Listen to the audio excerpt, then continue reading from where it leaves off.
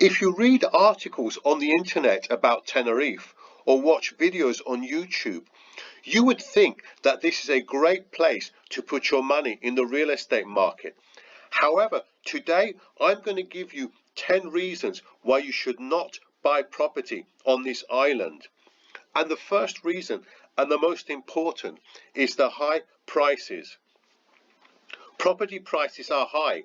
In popular areas like Playa de las Americas, you are looking on average at about 4,000 euros per square meter. In Los Cristianos, expect to pay on average around 3,300 euros per square meter. And even in less popular towns in the south, like El Medano, it is still on average above 2,500 euros per square meter.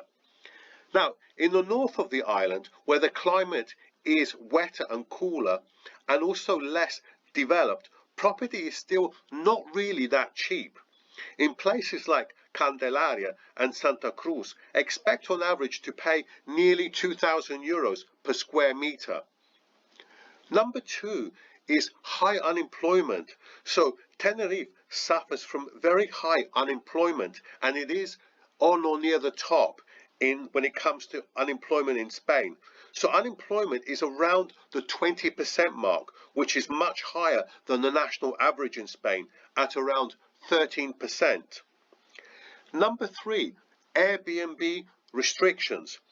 There has been for some time an ongoing battle regarding whether or not Airbnb is legal in Tenerife.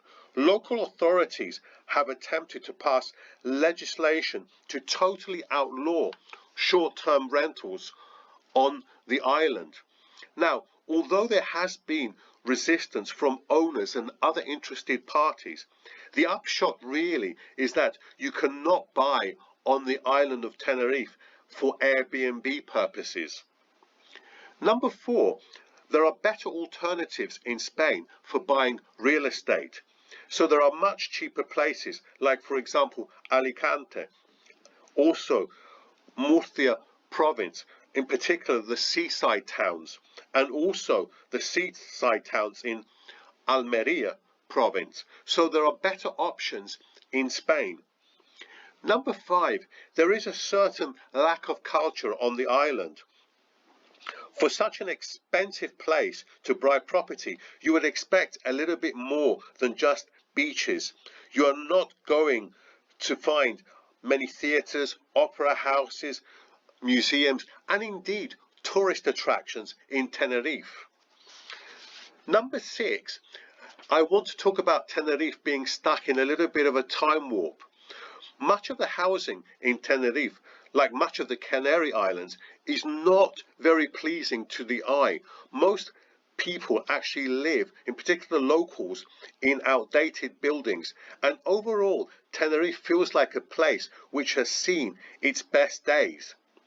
There are better places in this respect to buy with more modernity, such as Montenegro. In particular, I'm thinking of places like Tivat and Kotor, and also places, let's say in Bulgaria on the Black Sea, like Varna, which has gone through extensive redevelopment, whereas here not much seems to have happened over a long period of time.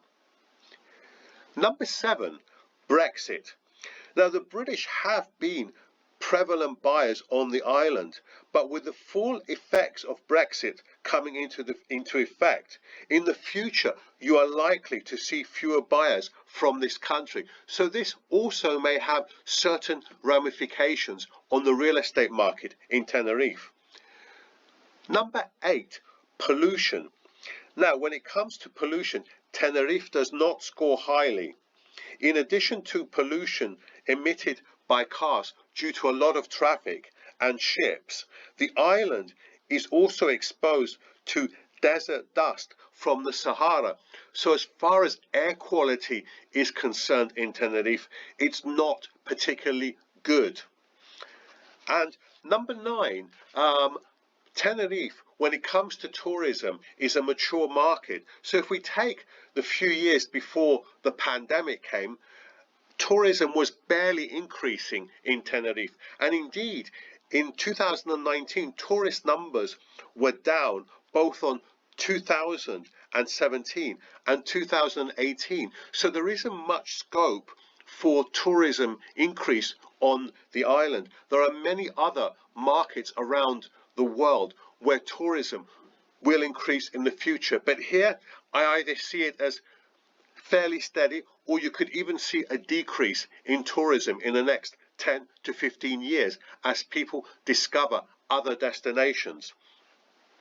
And number 10, bureaucracy. Now, Tenerife is a very bureaucratic island to do business in. Red tape here is really, really prevalent. So if you want to come here and set up a business, it is definitely not going to be easy. Now, having given you these 10 disadvantages, I do want to be fair to Tenerife because there are some 2 or 3 major advantages. Number one, you've got an airport both in the south and the north, and there are plenty of flights which come to Tenerife, so it's not going to be difficult to get to if you've got a holiday home here. Also, sunshine, particularly in the south. There's lots of sunshine for most of the year. In fact, you could say almost all year round, although in the north it's not so great. So that is also an advantage of Tenerife. Plus, the healthcare system, as with many other parts of Spain, is very, very good. Actually, here it's particularly good in Tenerife, and that is a major advantage of the island. So, what's the conclusion?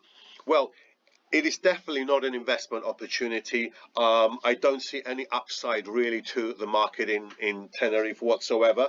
But as far as, let's say, a lifestyle purchase, well, I think if you're a digital nomad, it's not going to really be for you, because if you decide to go on the south part of the island, it's not very, very cheap to buy a property here, let's say, work and live here. And in the north, there isn't too much going on if you're a digital nomad. Now, perhaps if you're a pensioner who's just content to stay on the beach, get as much warmth for most of the year, this place may not be a bad place to buy a property. But I do still think there are, as I said, better places to buy property, even if you are a pensioner who's not looking for a lot of day-to-day activities or tourist attractions. So anyway, let me know your thoughts. Have I been too harsh on Tenerife? I would love to know what you think. And as with my other videos, I want to thank you again for following my channel, and I shall see you very soon on the next video. Bye for today.